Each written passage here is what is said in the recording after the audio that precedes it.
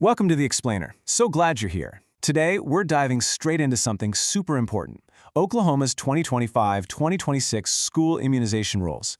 We're going to completely demystify this process so you can proactively avoid those incredibly frustrating last-minute enrollment delays. Honestly, if you're prepping a kid for school in Oklahoma, knocking this paperwork out early is absolutely crucial.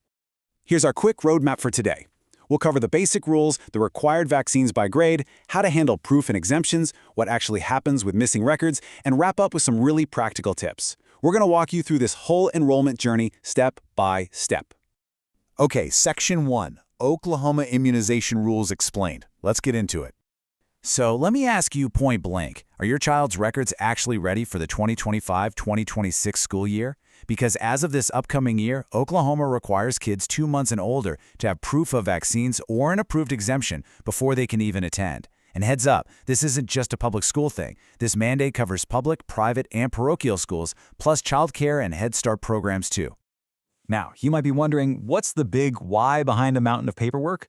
Well, the goal is pretty straightforward: to reduce the spread of vaccine-preventable diseases and literally keep classrooms safer for both students and staff. Oklahoma's system is strictly tied to state law and the Department of Health, so schools aren't just taking a quick glance to see if a kid had, some shots. They are rigorously checking for very specific vaccines, exact dose counts, and precise timing rules. Moving right along to Section 2, required vaccines by grade level. The exact requirements completely depend on your child's age and grade. For the younger kids, kindergarten through 6th grade, the requirement includes DTaP, MMR, varicella, IVP, hepatitis A, and hepatitis B. But here's where the big shift happens. For rising 7th graders, students entering 7th through 12th grade need all of those previous ones, plus, and this is absolutely key, they have to add the Tdap vaccine to their checklist. And it's really important to know that it's not just about getting the shot, it's about exactly when it was given. For instance, Oklahoma specifically looks for the second varicella dose at 4 years old. And the IPV vaccine? That must be given on or after the child's 4th birthday to actually count for school compliance. The new guide also notes seasonal flu for certain age groups. Because these timing details are so incredibly specific, you'll definitely want to compare your records directly against the current Oklahoma guide. Seriously, don't just rely on memory or what you did last year. All right, Section 3, Proof, Process, and Exemptions. Oklahoma law does not mess around when it comes to compliance. Before your child can step foot in a classroom, you have to officially prove you meet the state requirements. Schools will basically accept one of 3 things: a direct record of the vaccinations, a record showing the child is officially in process, or a state-approved exemption certificate. Let's quickly talk about that second one, in process, because this trips people up. This is a temporary compliance status. Basically, it means your child has gotten at least 1 dose of the vaccines currently due, and you've provided a schedule from your doctor showing you're actively getting the remaining ones.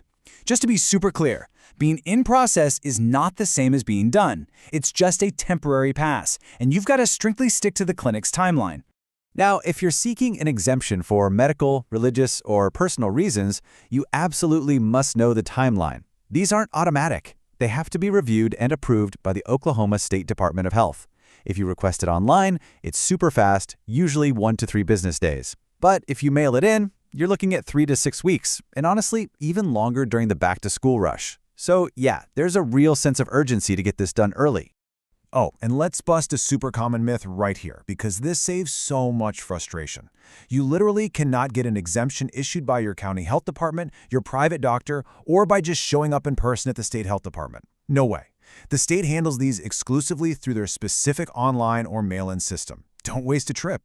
And that brings us to one of the most high-stakes rules they have. Exemptions submitted before 7th grade actually expire at the end of 6th grade. So if you've got a rising 7th grader, you have to submit a brand new exemption request before the new school year starts, even if you've had one on file for years.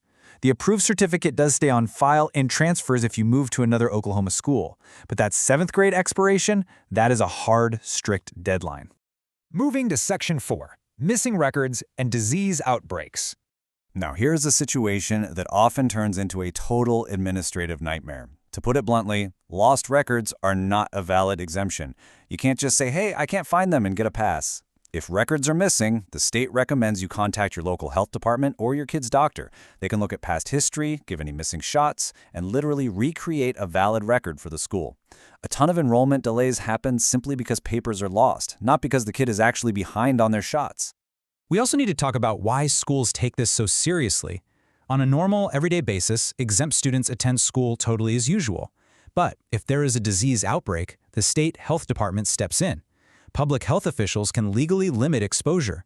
That means students with exemptions might be completely excluded from school and all school functions until the outbreak is over. So an exemption definitely does not guarantee uninterrupted attendance during a public health event. And finally, Section 5, Practical Tips for Parents. All right, let's wrap this up with a super actionable checklist for you. First, always check the current Oklahoma immunization guide for your kid's specific grade level. Second, gather those records way before the deadlines hit. Third, just ask your doctor point blank if your child is fully up to date or if they're in process. Fourth, if you need an exemption, submit it early and do it online. And finally, keep copies of the whole shebang for your own files. Remember, your pediatrician's routine schedule might actually differ a little bit from the strict school entry rules, especially around kindergarten and 7th grade. I want to leave you with this one thought. The first day of school is coming up fast. Is your paperwork truly ready? For Oklahoma families, the absolute smartest move is to treat this as an immediate, high-priority task. No last-minute scrambling. Taking just a few minutes today to check your records can completely prevent enrollment delays, keep your kids in class, and save you a massive headache later on. Thanks so much for joining me for this explainer. Get that paperwork ready and have a great school year.